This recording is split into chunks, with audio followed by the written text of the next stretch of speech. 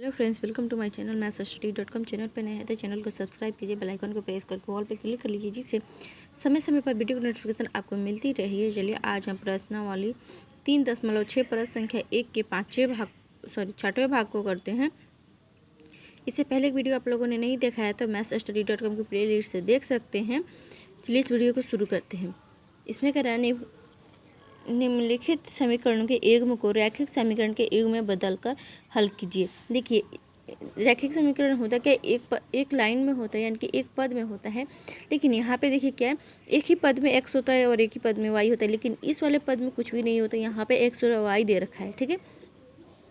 इसीलिए हम इसे, ठीक है। अब देखिए, अब हम समीकरण के दोनों पक्षों में, यानी इस वाले पक्ष में भी और इस वाले पक्ष में x y से भाग दे देते हैं। समीकरण के दोनों पक्षों में x y से भाग देने पर, ठीक है। तो ये हो जाएगा हमारे पास 6x बटा में xy प्लस के 3y बटा में xy बराबर के 6xy बटा में xy, ठीक है। अब दूसरा समीकरण होगा 2x बटा में xy प्लस के 4y बटा में xy बराबर के 5xy बटा में xy, ठीक है। ठीक है, तो देखिए यहाँ पे x से x कट जाएगा, y से y कट जाएगा। यहाँ पे x y से xy कट जाएगा। यहाँ पे x से x, यहाँ पे y से y, और यहाँ पे xy से xy कट जाएगा, ठीक है। अब हमारे पास बचा गया यहाँ पे 6y प्लस के 3x बराबर के 6, ठीक है। यहाँ पे बचे 2y प्लस के 4x बराबर 5, ठीक है।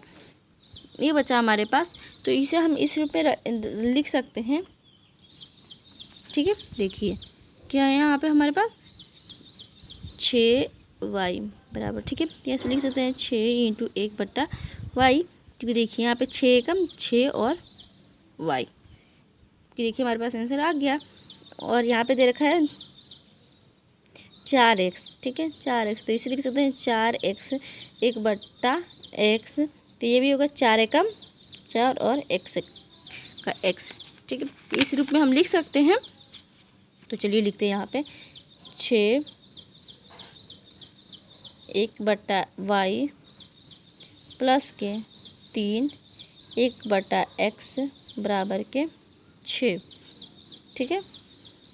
यहाँ पे 2 1 बटा y, ठीक है, प्लस के 4 1 बटा x बराबर के 5, ठीक है। अब इसे हम मान लेते हैं, मान लिया कि 1 बटा y बराबर के a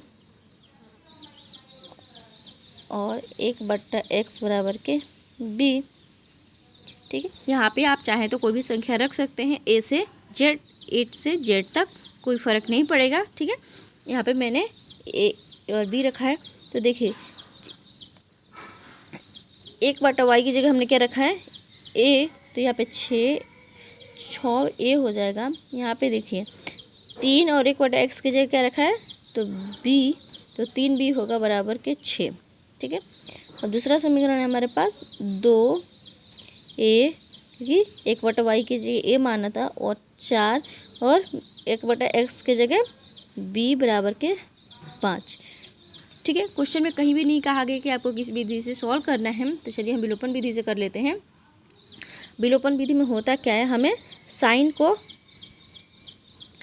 अलग अलग होती है, पद बराबर होते हैं, ठीक है।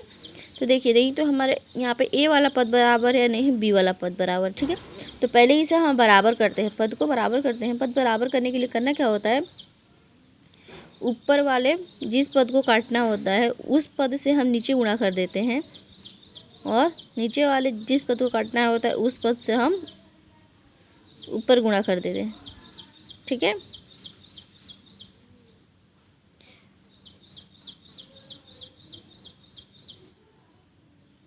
देखिए अभी यहाँ पे हम बी वाले पद को बराबर करते हैं तो यहाँ पे आ जाएगा हमारे पास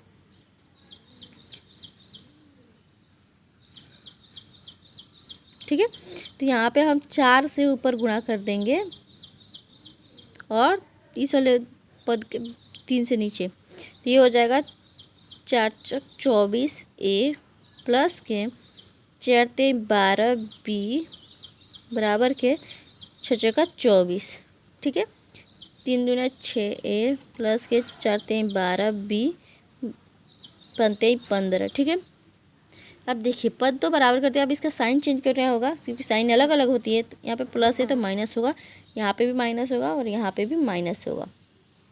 ठीक है, तो 12 बी से 12 बी कट जाएगा क्योंकि प्लस का और माइनस का कट जाएगा। तो यहाँ पे बचेगा 24 में से 6 गया तो हमारे पास बचा 18 ए बराबर 24 में से 15 गया तो बच्चा हमारे पास 9। ठीक है, तो यहाँ पे हमारे पास ए बराबर 9 बटा में 18, 9 एक कम 9, 9 दूना 18, यानी कि ए का मान आ गया हमारे पास 1/2।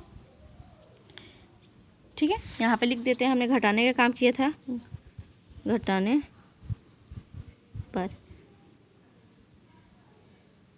इसे आंसर स्पष्ट होता है। ठीक है, अब इस ए का मान को समीकरण किसी भी में रख सकते हैं। ए का मान को समीकरण 1 में रखने पर, ठीक है, आप समीकरण 2 में भी रख सकते हैं, कोई फ़र्क नहीं पड़ेगा। ठीक है, चलिए 2 में ही रख देते हैं समीकरण में। समीकरण 2 क्या था हमारे पास, 2a प्लस के 4y बराबर के 5। ठीक है, यही तो था समीकरण हमारा भी, a प्लस के 4b बराबर के 5। ठीक है, तो 2 गुणे 1/2 प्लस के 4b बराबर के 5, तो 2 एकम 2 कट जाएगा, यानी कि 1 एकम 1 प्लस के 4b बराबर के 5, 4b बराबर के 5, और इधर प्लस में है 1 है तो इधर आकर माइनस में हो जाएगा, यानी कि 4b बराबर के 4। तो ये होगा b बराबर 4 एकम 4/4, यानी कि 4 एकम 4, यानी कि b का मान भी आ गया हमारे पास 1। ठीक है, तो अतः 1/y बराबर के a और 1/x बराबर के b। ठीक है, तो 1/xy बराबर के 1/2, ठीक है, a का मान आया था हमारे पास 1/2 और 1/x बराबर b का मान आया था 1। ठीक है, तो यहाँ पे अब हम क्रॉस गुणा कर देंगे तो y बराबर 2 एकम 2, यहाँ पे x बराबर 1 एकम 1।